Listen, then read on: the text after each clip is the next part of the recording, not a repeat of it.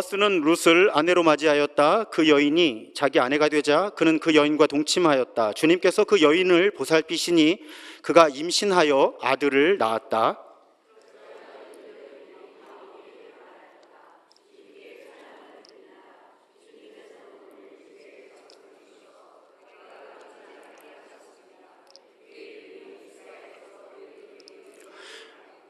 시어머니를 사랑하는 며느리, 아들 7보다도 더 나은 며느리가 아기를 낳아 주었으니 그 아기가 그대에게 생기를 되찾아 줄 것이며 늙음하게 그대를 돌보아 줄 것입니다. 함께 읽습니다. 이웃 여인들이 그 아기에게 이름을 지어주면서 나오미가 아들을 보았다 하고 환호하였다. 그들은 그 아기의 이름을 오벳이라고 하였다. 그가 바로 이새의 아버지요 다윗의 할아버지이다. 아멘. 오늘 좋은 날이지만 사실 예나 지금이나 불행한 일을 겪는 가정들이 있습니다. 오늘 이 룻기에 등장하는 나오미라는 여인의 가정이 그런 불행한 가정이었습니다. 나오미는 본래 유대 땅 베들레헴에 거주하고 있었는데 기근을 피해서 남편과 함께 다른 나라 모압 땅으로 이주를 하죠. 그런데 그만 거기서 남편이 죽습니다. 그래도 두 아들이 있었으니까 버틸 수 있었겠죠. 그리고 두 아들이 그 지역 모압 여인들과 결혼을 해서 가정을 이룹니다. 근데 또 불행이 닥치죠. 그 두 아들이 모두 죽습니다. 이제 나오미는 두 며느리 중에 한 사람 룻과 함께 고향 베들레헴으로 돌아오죠. 나오미라는 이름의 의미가 기쁨이라는 뜻이라고 합니다.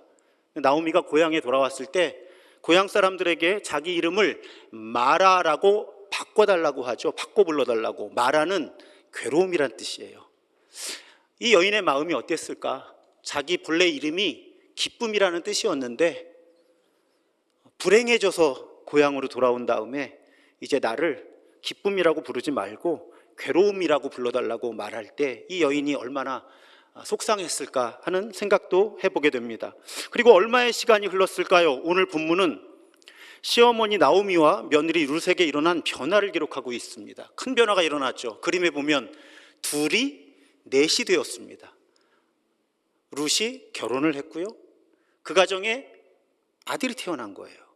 여러분, 물론 먼저 세상을 떠난 사람들에 대한 추모의 마음, 그 기억이 사라질 수는 없죠. 그래도 이 불행함 속에서 일어날 수 있는 가장 좋은 일이 이 가정에 일어난 거죠. 그래서 당시의 문화에서는 대를 잇는 것이 너무나 중요한 문제였는데 이 가정에 대가 이어지게 됩니다. 그럼 도대체 룻하고 나오미, 며느리와 시어머니 사이에 무슨 일이 있었길래 이 가정에 이런 좋은 일이 일어났을까? 오늘 가정의 달 5월 첫 주일에 우리가 살펴보려고 하는 그 이야기예요. 한마디로 딱 정리가 됩니다. 여러분, 무엇보다 가족들이 서로를 배려할 때 이런 일이 일어나더라 하는 거예요. 배려. 아니면요, 여러분, 저는 그 단어를 많이 사용하죠. 배려까지 못 미쳐도 가족들이 책임감 있게 행동할 때 좋은 일이 일어날 기회가 마련이 되더라는 거예요. 그 이야기를 조금 풀어보려고 합니다. 자, 나오미가 고향으로 돌아가려고 할 때 며느리 둘이 있잖아요. 같이 길을 나서요, 본문에 보면.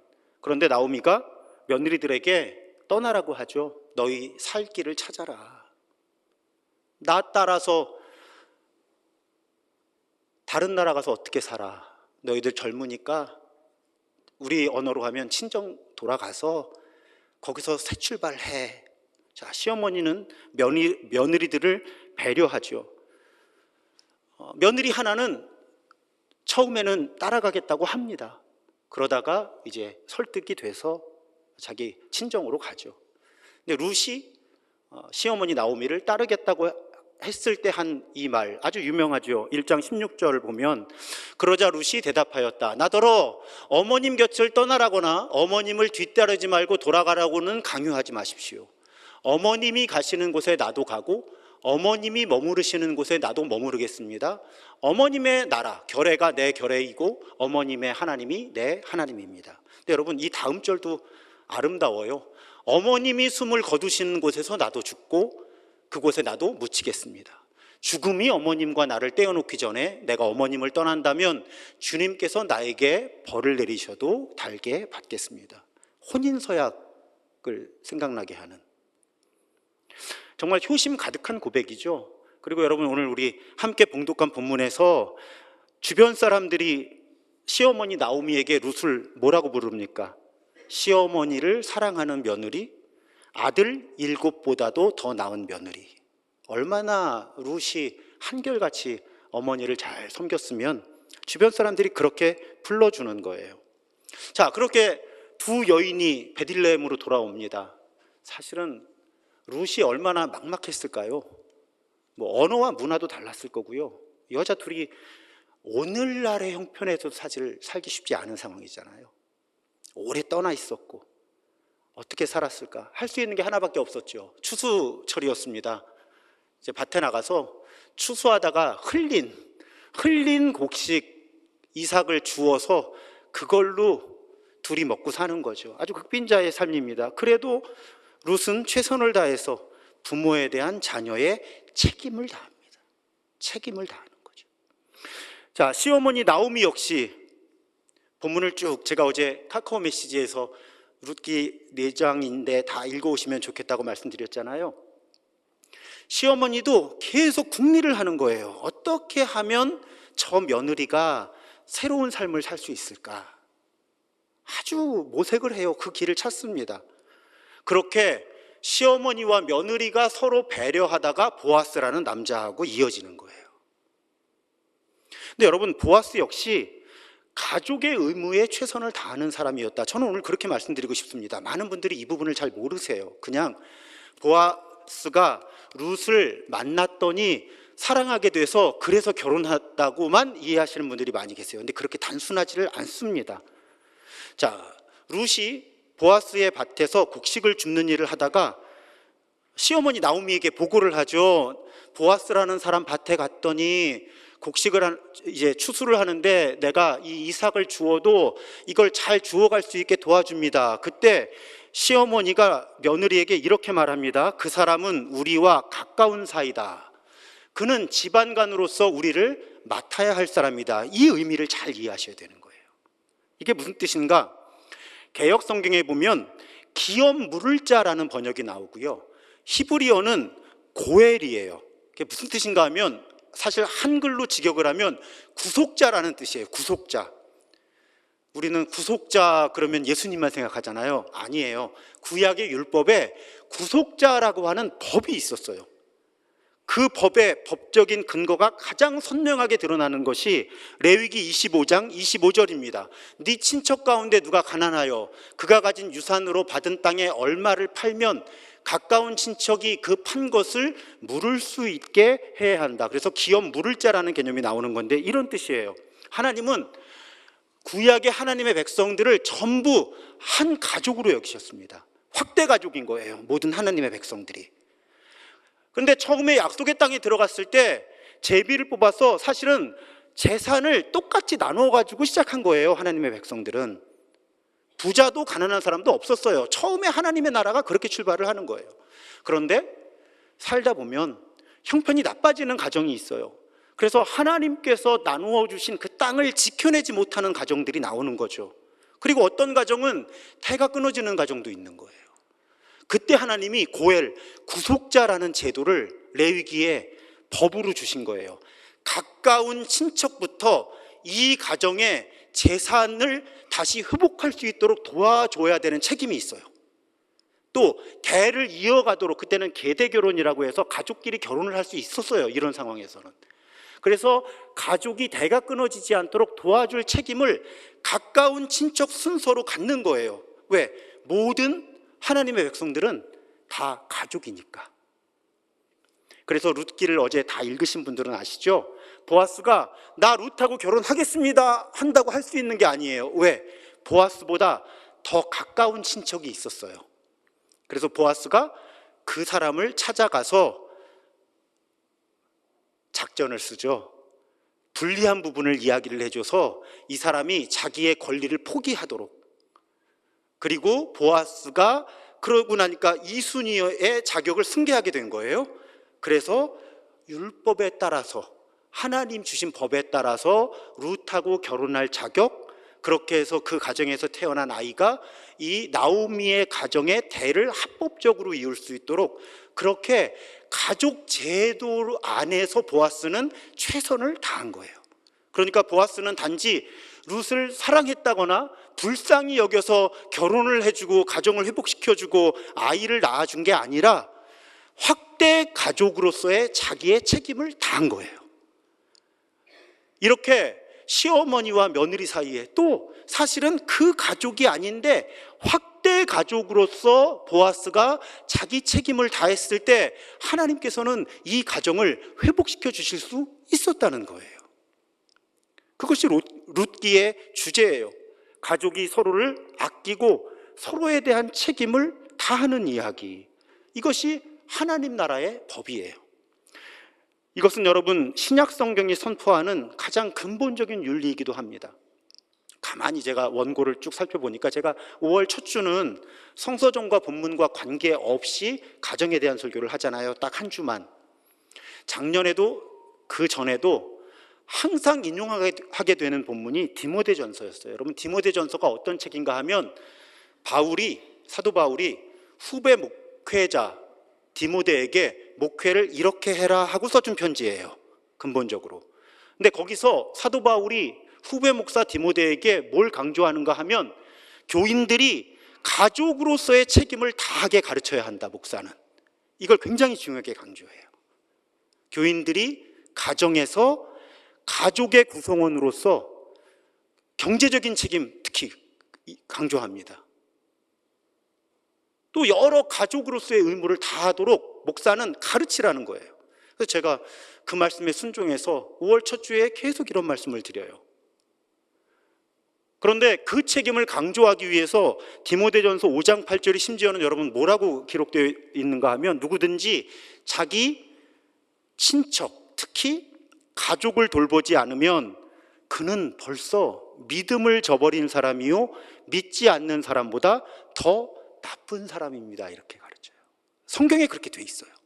가족을 돌보지 않으면 믿지 않는 사람보다 더 나쁜 사람이다. 여러분 어떠실지 모르겠습니다. 제가 자라날 때 저희 어머니 아버지는 아무리 생각해도 교회가 더 중요하셨던 것 같아요. 근데 성경은 그렇게 말씀하시지 않는데, 물론 여러분 성경에 가족보다 주님을 따르는 의무가, 소명이 더 중요한 사람들이 있어요. 또 그런 상황이 있습니다. 하지만 근본적으로 모든 사람에게 보편적으로 주어진 성경의 가르침은 가정에서 가족 구성원으로서 책임을 다하라는 거예요. 그게 기본이에요. 그게 기초가 튼튼해야 되는 거예요. 그러다가 어떤 사람이 혹은 어떤 상황에서 잠시 그 책임을, 혹은 어떤 사람 같은 경우에는 아예 죽는 날까지 그 책임을 벗어나서 다른 사명을, 다른 부르심을 감당해야 될 상황이 있는 거예요. 그런데 여러분, 큰 그림으로 보면 그게 예외적이라는 거죠. 가정으로서, 가족 구성원으로서 책임과 의무를 다하는 것, 가족을 사랑하고 배려하는 것이 가장 근본적인 윤리라는 거예요. 그 튼튼한 토대 위에서 교회 일도 하는 거고, 하나님께서 맡기신 다른 사명도 감당하는 것이 성경의 가르침인 거예요. 그런데 여러분, 이 룻기의 이야기는 한 가정의 이야기에 머물지를 않죠. 우리 오늘 본문을 쭉 읽었는데 마지막 부분에 어떻게 되어 있습니까? 룻과 보아스 사이에 태어난 아들이 다윗 왕의 할아버지가 됩니다. 그러니까 룻이 다윗 왕의 증조 할머니가 되는 거예요. 여러분, 룻기의 주인공 중에 아무도 그런 생각을 하고 살지 않았을 거예요. 그런데 이 가정에서 위인이 태어나는 거죠. 이렇게 폭삭 망했던 가정에서 구약 이스라엘 민족 가운데 가장 위대한 지도자가 태어나는 거예요. 근데 여러분, 그 이야기에서 끝나지 않는 거 아시죠? 우리 마태복음 1장에 예수님의 족보에 보면 룻은 여인 중에 몇 명 안 되죠. 예수님의 족보에 이름을 올리는. 그러니까 여러분, 하나님께서는 가족들이 서로를 아끼고 배려하면서 자기 책임을 다할 때 그 이야기를 통해서 다윗 왕과 심지어는 메시아 예수께서 이 땅에 오시는 이야기의 재료로 삼으셨다는 거예요. 우리 깊이 새겨야 합니다. 다윗 왕의 가문이 되겠다고 엉뚱하게 열심히 살지 않았다는 거예요. 그냥 가족들에 대한 책임을 잘 지면서 가족들을 배려하며 살았더니 그 가문에서 다윗 왕이 나오더라는 거예요. 예수님의 족보에 이름 올리려고 길을 쓰지 않았던 거예요. 그냥 홀로 되신 시어머니 잘 봉양하고 내가 할 수 있는 일 가정에서 가족들하고 잘 해 나갔더니 그 가정이 예수님의 족보에 이름을 올리는 그런 가정이 되었더라는 거죠. 거기에 한 가지 요소가 더 있습니다. 보아스가 아까 고엘, 구속자라고 하는 율법을 잘 지켜서 지금 이 가정을 회복시켜주고 대를 이었다 말씀드리는데, 여러분 보아스가 그때만 그랬던 게 아니에요. 예를 들면 룻이라는 여인을 만나고 불꽃이 튀겨서 그때만 막 율법을 찾아서 내가 이 제도를 이용해가지고 룻하고 결혼을 해야 되겠다 이랬던 사람이 아니라는 겁니다. 보아스는 평소에도 율법을 잘 지키는 사람이었어요. 여러분 가만히 생각해 보면요, 룻과 보아스의 만남이 이루어진 건 보아스가 평소에 율법을 잘 지키는 사람이었기 때문에 그랬던 거예요. 그 율법의 근거가 대표적인 본문이 레위기 19장 9절과 10절이에요. 밭에서 난 곡식을 거두어 드릴 때에는 밭 구석구석까지 다 거두어 드려서는 안 된다. 거두어 드린 다음에 떨어진 이삭을 주어서도 안 된다. 또 포도를 딸 때에도 모조리 따서는 안 된다. 포도밭에 떨어진 포도도 주워서는 안 된다. 가난한 사람들과 나그네 신세인 외국 사람들이 줍게 그것들을 남겨두어야 한다. 내가 주 너희의 하나님이다. 여러분 구약의 하나님은 하나님의 백성들한테 악착같이 돈 벌려고 하지 말라고 가르치셨어요. 남겨두라고. 일부러 남겨두라고. 일부러 남겨두지 않는 사람들도 많았을 거예요. 그러면 떨어뜨리면 다시 줍지 말라고. 가난한 사람들은 뭐 먹고 사냐고. 이게 하나님 나라의 근본적인 윤리였던 거죠. 근데 보아스가 이 법을 잘 지킨 거예요. 그래서 룻이 그 집에 갔다가 보아스를 만난 거죠. 그러니까 보아스가 악착같이 이삭들을 다 추수하게 하고 떨어진 이삭까지 악착같이 죽게 했으면 룻이 그 집에 갈 수 있지 않았겠죠. 가지 않았겠죠. 그 만남이 이루어지지 않았던 거예요. 근데 여러분 이 부분이 왜 중요한가 하면 제가 매일 기도회에서 룻기를 다룰 때마다 말씀드리죠. 룻기 1장 1절 이 시대적 배경이 중요한 거예요. 룻기 1장 1절 어떻게 시작합니까? 사사시대에 이렇게 시작하는 거예요. 이 룻기의 이야기는 사사시대 이야기예요. 근데 여러분 룻기 1장 1절 바로 앞절이 뭔지 아세요? 사사기 21장 25절이에요. 어떻게 끝나요? 사사기가 그때에는 이스라엘의 왕이 없었으므로 사람들은 저마다 자기의 뜻대로 자기 뜻에 맞는 대로 하였다 이렇게 돼 있죠. 사사시대 사람이에요. 룻, 나오미, 보아스는. 그리고 사사시대는 사람들이 하나님 뜻대로 안 살았어요.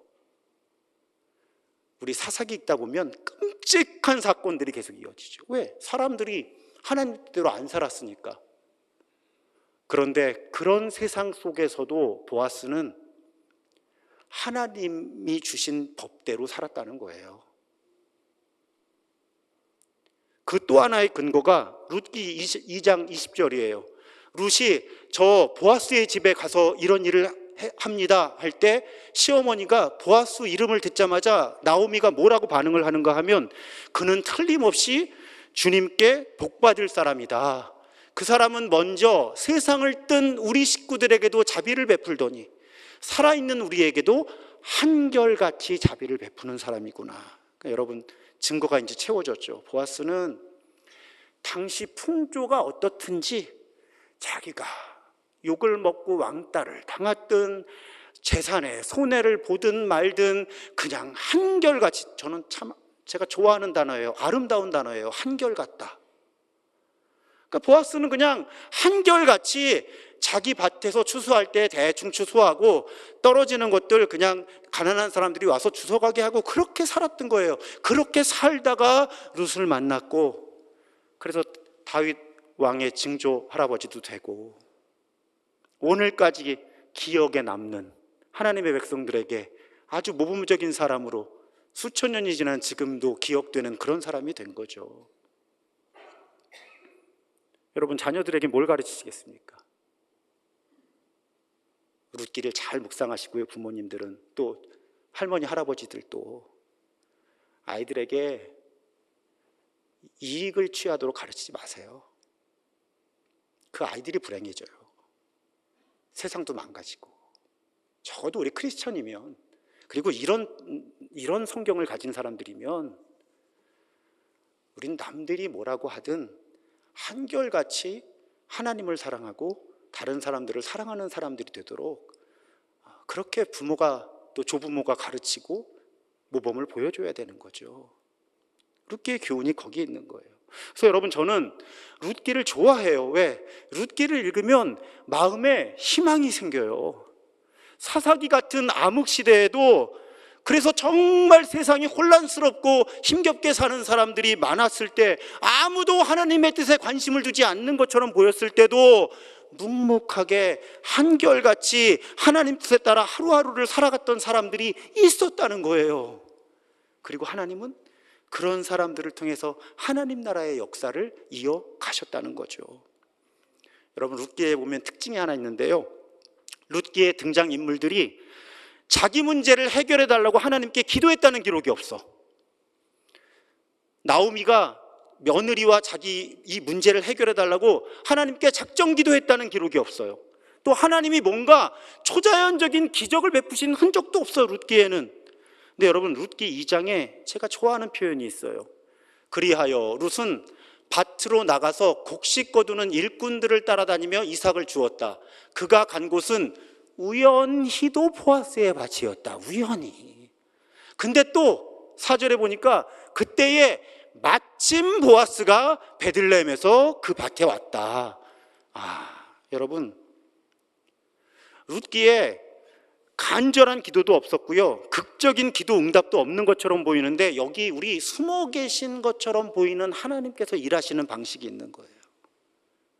누가 힘든 삶의 형편 속에서도, 또 망가진 세상의 문화 속에서도 묵묵하게 한결같이 하나님 뜻대로 살면 우리 하나님은 마침 그 일이 일어나게 하시고요, 우연히 그 일이 일어나게 하시더라는 거예요. 저는 그런 하나님을 신뢰합니다. 제가 잔머리 쓴다고 저희 가정이 살림살이가 얼마나 나아질까? 제가 잔머리 쓴다고 우리 교회가 얼마나 더 좋은 교회가 될까요? 그냥 묵묵히 한결같이 하나님 말씀대로 살려고 그 길을 걸으면 하나님은 마침 우연히 사람들의 움직임을, 마음의 움직임을 이끄셔서 그런 사람들에게 복을 주시더라 하는 거예요. 우리는 그런 하나님을 신뢰해야만 합니다. 그러면서 시 한 수가 떠올랐는데, 나 하나 꽃 피어라는 시예요. 조동화라는 분이 시인이면서 목회자입니다. 그래서 나 하나 꽃 피어라는 시를 썼는데, 여러분, 윤학준이라는 분이 가사를 붙여서, 사실은 오늘 시간이 충분하면 가곡으로 한번 들으면 저는 눈물 나요. 꼭 집에 가서 유튜브에서 나 하나 꽃 피어 하면 쫙 뜨거든요. 한번 들어보세요. 근데 제가 이 가사를 너무 좋아해요. 나 하나 꽃 피어 이 풀밭이 달라지겠느냐고 말하지 말아라. 네가 꽃 피고 내가 꽃 피면 결국 이 풀밭이 꽃밭 되는 거 아니겠냐. 나 하나 물들어서 이 산이 달라지겠느냐고도 말하지 말아라. 내가 물들고 네가 물들면 결국 온 산이 활활 단풍으로 타오르게 되지 않겠느냐. 제가 너무 좋아하는 시예요. 사랑하는 여러분, 그냥 우리 묵묵하게 한결같이 그리스도인답게 살았으면 좋겠어요. 누가 뭐라 그러면 어때요?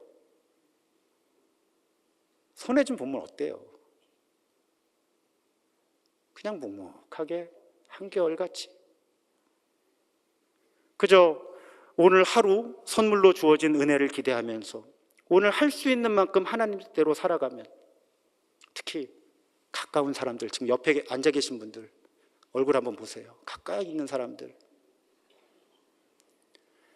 그리고 가족들, 가까운 사람들한테 잘하면서 그냥 그렇게 하루 살다 보면 우리도 모르는 사이에 하나님께서 우리를 통해서 하나님의 나라를 이루실 줄 믿습니다. 그걸 한 3대쯤 지나서 누가 간증하게 될 수도 있어요. 우리 그 정도 믿음은 있으면 좋잖아요. 폼도 나고. 그렇게 우리 각자의 가정과 일터, 교회에서 희망의 몸으로 서로를 배려하고 책임을 다하는 우리가 더욱 되기를 주님의 이름으로 부탁드리고 축복합니다.